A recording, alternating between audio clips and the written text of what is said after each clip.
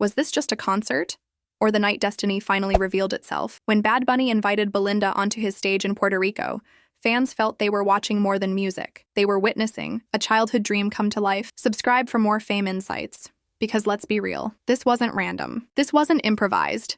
This was years in the making. A young Benito sitting in Vega Baja, Puerto Rico, once unwrapped a Christmas present that changed everything. A Belinda CD. A simple album that became the soundtrack of his youth, can you imagine? One day you're a kid clutching a CD, the next you're sharing the stage with the very star who inspired you. Fate doesn't get more dramatic than that.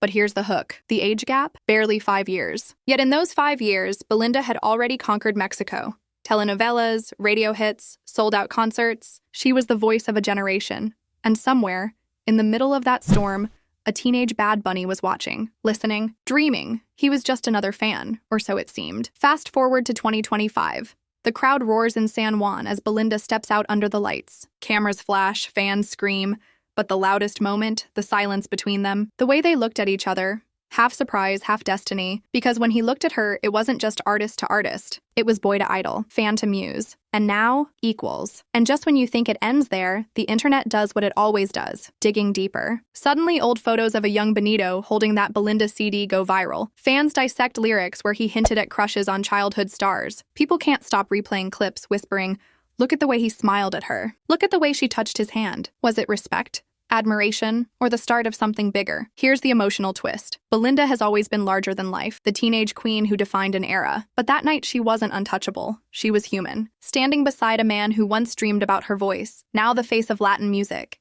now inviting her into his world. That's not just performance, that's poetry, and maybe, just maybe, that's why the moment still lingers. Because it wasn't about fame. It wasn't about charts. It was about connection, across generations, across dreams, across time itself. So I'll leave you with this. Was it simply nostalgia or the first chapter of a new story? Fans will debate forever. But one thing's clear. When Bad Bunny called Belinda to the stage, he wasn't just honoring her. He was honoring the little boy he once was, the boy who dared to dream and finally lived it.